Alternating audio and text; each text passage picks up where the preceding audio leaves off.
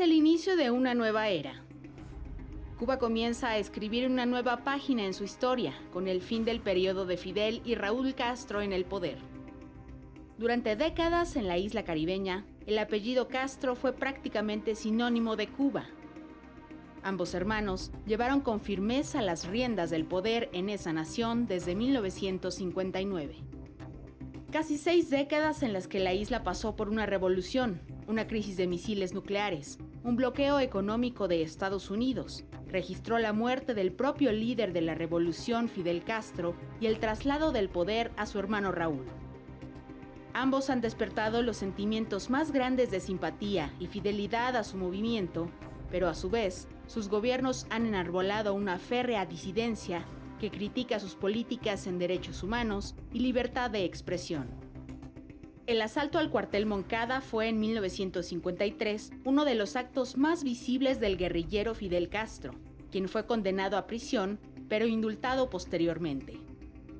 Recibió asilo en México, desde donde planeó su regreso a Cuba mediante una expedición en 1956 a bordo del yate Granma, que salió del puerto de Veracruz. México, dentro del contexto latinoamericano, sí se distinguió por no ceder a las presiones estadounidenses a las que muchos países latinoamericanos fueron sometidos para precisamente aislar a la revolución cubana. Y creo que en este sentido posiblemente pues, las relaciones de la Cuba posterior a 1959 con México sean las relaciones más intensas y más cercanas de todos los países latinoamericanos. Con 82 combatientes, entre ellos el Che Guevara, se embarcaron en el Granma para navegar hacia la isla y llevar a cabo una lucha guerrillera en la Sierra Maestra que derrocó la dictadura de Fulgencio Batista. Cada cual debe ser responsable de sus propios hechos y de sus propios actos. Y la Revolución Cubana es responsable históricamente de sus propios hechos y de sus propios actos.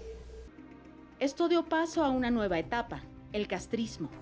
Fidel se convirtió en el primer ministro del primer estado socialista en América. Posteriormente fue elegido presidente del Consejo de Estado y del Consejo de Ministros, fundador del Partido Comunista, primer secretario y finalmente presidente. Durante décadas, ostentó todos los cargos políticos de más alto rango existentes en esa nación. Que Fidel Castro es uno de los políticos cubanos que sin duda alguna ha tenido y va a tener pues, la mayor importancia en la Cuba actual e incluso en la historia de Cuba. Ha sido un político fundamental para entender pues, la Cuba en los últimos 60 años, pero además de ello también ha sido una figura de la política internacional y latinoamericana imprescindible para comprender por lo menos el siglo XX. Acuérdate que es una organización vertical, comunista, como ya no se ve en estos lugares de la Tierra, y menos en América Latina, así tan verticales. Bajo su mando, Fidel Castro inició una serie de expropiaciones y nacionalizaciones. Una de sus medidas más agudas fue la reforma agraria, con la que toda la tierra cultivable fue expropiada. En los años 60, Cuba vivió una transformación social única. Los campesinos y trabajadores de los ingenios, que hasta entonces producían en gran medida el azúcar, se convirtieron en una clase media con acceso a la educación y vivienda. Estas reformas impactaron la clase alta, en especial la estadounidense, con propiedades e industrias en la isla caribeña, por lo que Washington dejó de comprar diversos productos a la isla. En 1961, el entonces presidente estadounidense Eisenhower rompió relaciones diplomáticas con Cuba. En respuesta, Cuba se acercó a naciones como Irán, Corea del Norte y la URSS, la cual se convirtió en gran comprador de los excedentes de productos dejados por Estados Unidos, además de vender a Cuba precios preferenciales de crudo. En 1961, Estados Unidos encabezó la invasión a la Bahía de Cochinos, por cubanos en el exilio, entrenados y armados por la CIA, que fueron derrotados en 72 horas. Esto marcó un parteaguas en la política militar de Cuba. A partir de ese intento, Castro reforzó sus milicias al grado de aceptar instalar en su territorio bases de misiles nucleares de su aliado, la Unión Soviética. No vaciló en arriesgarse a una dura guerra en defensa de nuestro pequeño país.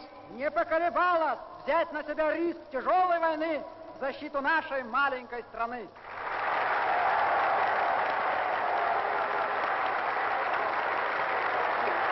La historia no conoce un ejemplo igual de solidaridad. История не знает подобных примеров солидарности. Eso es el internacionalismo. Это и есть интернационализм. Eso es el comunismo. Это и есть коммунизм. Un año después, cuando Washington se enteró de estas actividades, estalló la llamada crisis de los misiles, por la que el mundo tembló ante las grandes posibilidades de una guerra nuclear. Shall be the policy of this nation to regard any nuclear missile launched from Cuba against any nation in the Western Hemisphere as an attack by the Soviet Union on the United States, requiring a full retaliatory response upon the Soviet Union. En 1962, el presidente John F. Kennedy declaró el bloqueo unilateral y total para cortar vínculos comerciales y cercar a la isla a fin de terminar con el gobierno revolucionario. Quedó prohibida toda importación de mercancías de origen cubano a territorio estadounidense. All ships of any kind bound for Cuba, from whatever nation or port, where they're found to contain cargoes of offensive weapons, be turned back. Con esta política, la estabilidad y abundancia comenzaron a desaparecer. Comenzó a visibilizarse la pobreza y la escasez. Además de ello, el control que el gobierno ejercía en todas las esferas sociales derivó en la salida de miles de personas hacia Miami, Estados Unidos.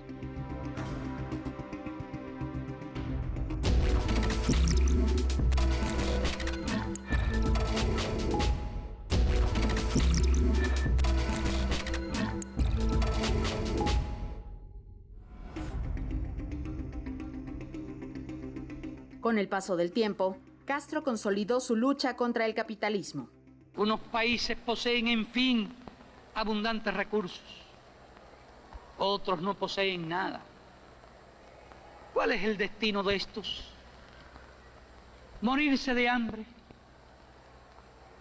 ¿Ser eternamente pobres? ¿Para qué sirve entonces la civilización?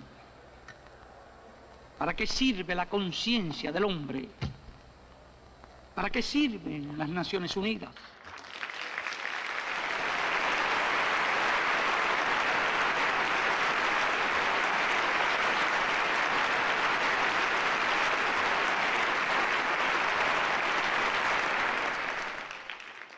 ¿Para qué sirve el mundo? No se puede hablar de paz en nombre de decenas de millones de seres humanos que mueren cada año de hambre o enfermedades curables en todo el mundo. No se puede hablar de paz en nombre de 900 millones de analfabetos. La explotación de los países pobres por los países ricos debe cesar. Sé que en muchos países pobres hay también explotadores y explotados. Me dirijo a las naciones ricas para que contribuyan. Me dirijo a los países pobres para que distribuyan. Basta ya de palabras. Hacen falta hechos.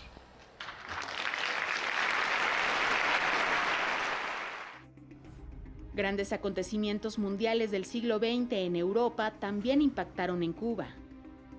En 1989, con la caída del Muro de Berlín, y en 1991, con el fin de la Unión Soviética, Cuba perdió a su principal aliado económico, lo que derivó en una profunda crisis financiera que se denominó Período Especial. Esto obligó a Cuba a fortalecer sus relaciones con países asiáticos, africanos y de América Latina. Fidel Castro encontró nuevos aliados en Venezuela y Bolivia. Yo llegué no solo a Cuba para siempre, En verdad, yo llegué a Fidel para siempre. Y aquí vamos, él orientando el camino. Él es el baquiano. Él es el baquiano. Así como es Fidel, me imagino yo, ha debido ser Bolívar. Genial. Y visité al comandante Fidel Castro Ruz, que le manda un saludo a todo el pueblo de Venezuela, conversando sobre el mundo, sobre la paz, sobre el cambio climático, conversando muchos temas. Fidel, para mí Fidel sigue siendo el hombre de las gestas libertarias para América y del mundo. Nunca había conocido un hombre tan solidario con los pueblos del mundo. Es el ejemplo de solidaridad.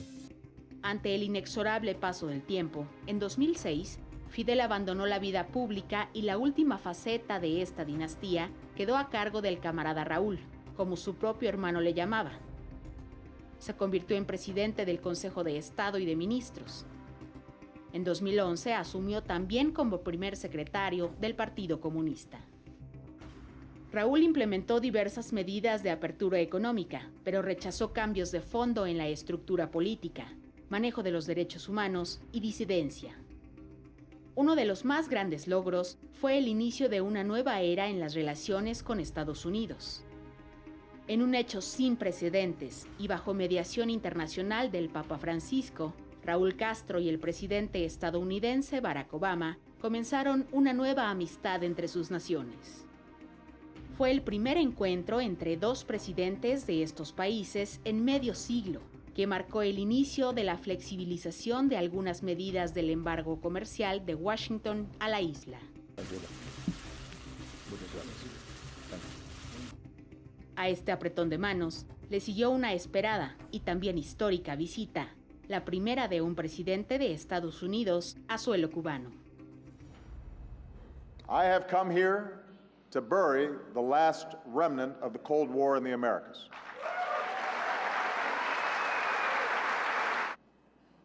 Despite these differences, on December 17th, 2014, President Castro and I announced that the United States and Cuba would begin a process to normalize relations between our countries.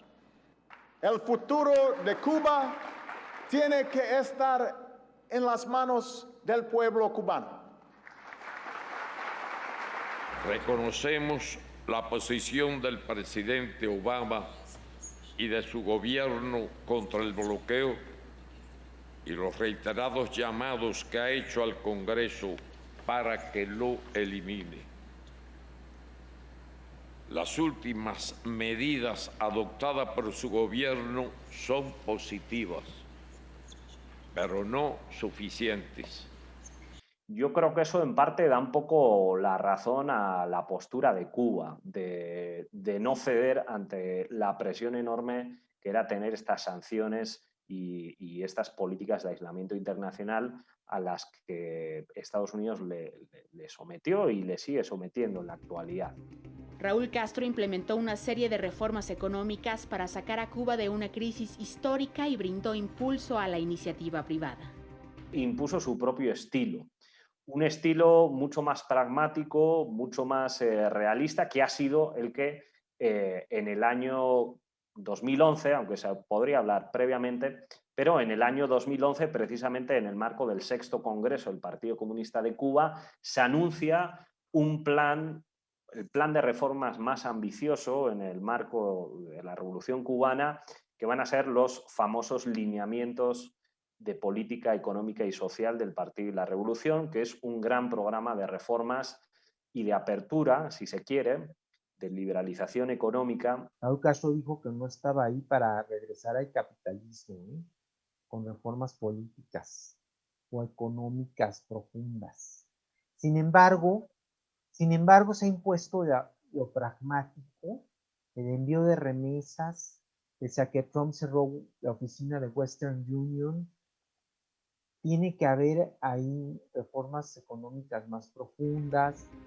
También terminó con la veda gubernamental del Internet.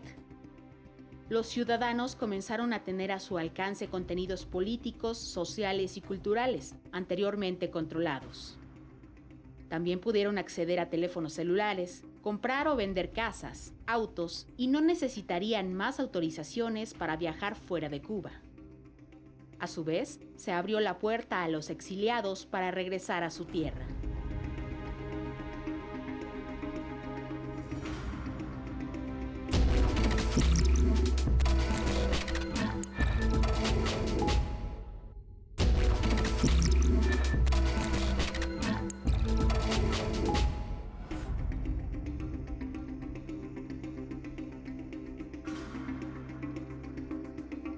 Mientras la política de Raúl continuaba, un episodio concluía en La Habana.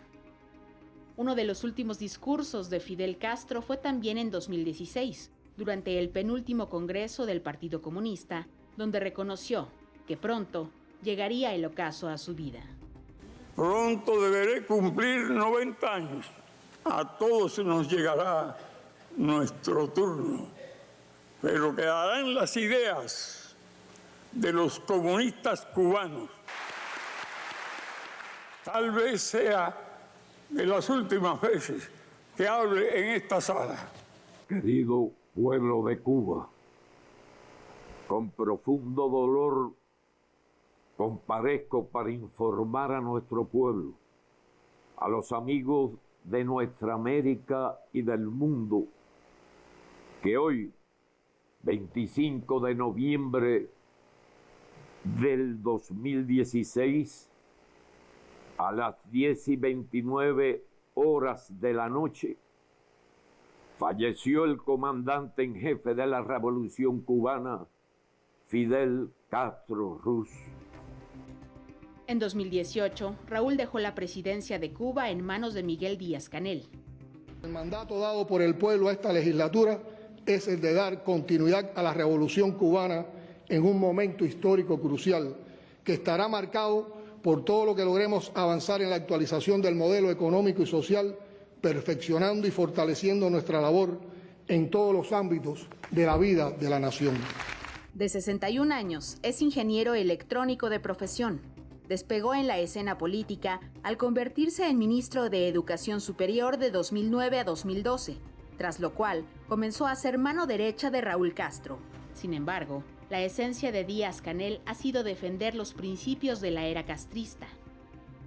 Cuba sigue siendo un país de partido único y donde su economía está planificada y gestionada en un 80% por el Estado. Este 2021, durante el 8º Congreso del Partido Comunista, Cuba marcó el fin de un capítulo en su historia. Pero antes de irse, Raúl Castro se aseguró de fijar límites de edad y de permanencia en los cargos de mayor nivel político. De esta manera, con su salida del poder y el paulatino abandono de la llamada generación histórica, cerró también la posibilidad de que los nuevos miembros del Partido Comunista puedan perpetrarse en los cargos. O sea que proponemos establecer 60 años como edad máxima para ingresar al Comité Central y hasta 70 años para desempeñar cargo de dirección en el partido, lo cual, sumado a la limitación de hasta 2 periodos consecutivos para ocupar responsabilidades políticas, garantizará desde la base el rejuvenecimiento sistemático en todo el sistema de cargos partidistas. Con estas garantías, Raúl Castro se retiró el 16 de abril de 2021 como primer secretario de ese partido, y con ello se cerró la era de los Castro en Cuba.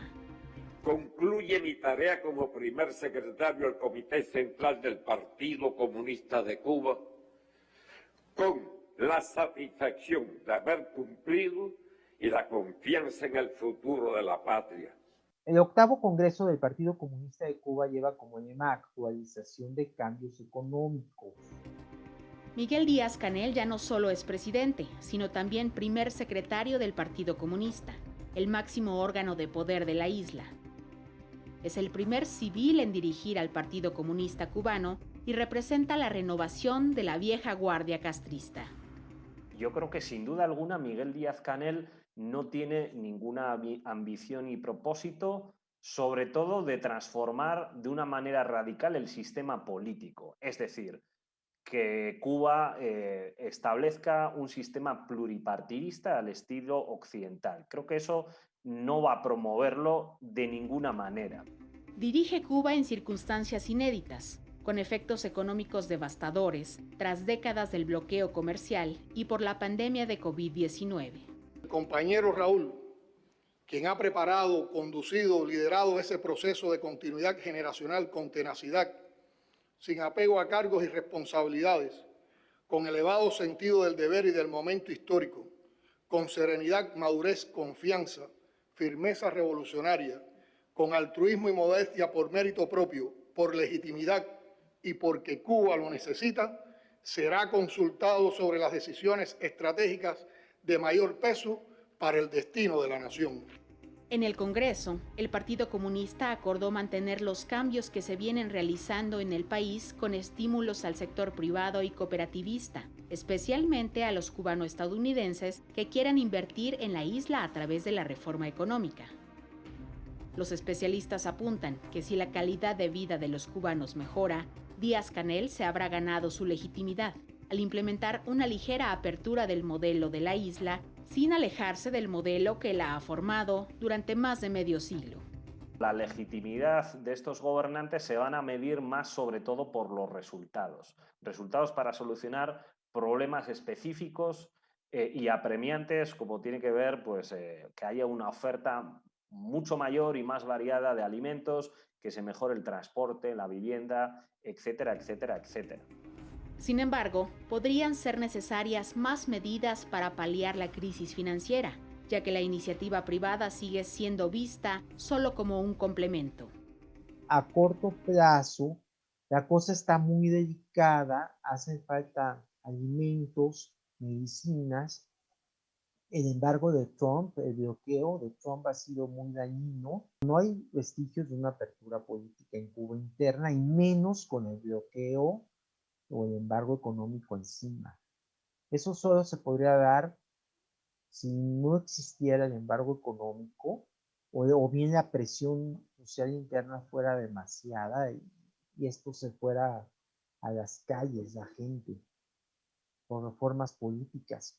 Yo creo que el nuevo presidente está en una coyuntura sumamente difícil, no solamente económica, sino también social, en una pandemia que ha impactado de manera muy importante en la economía cubana y que esto en parte también ha exigido que muchas de las reformas aprobadas tengan que ser implementadas. Yo creo que la senda de la reforma económica cada vez va a ser más apremiante porque el pueblo cubano, digamos, la legitimidad del nuevo gobierno ya no va a ser igual que la que tenían, digamos, esta generación histórica y por lo tanto la aprobación y la legitimidad del nuevo gobierno se va a fundamentar más en la capacidad de los nuevos dirigentes para dar respuesta a las principales prioridades que sobre todo son de orden económico.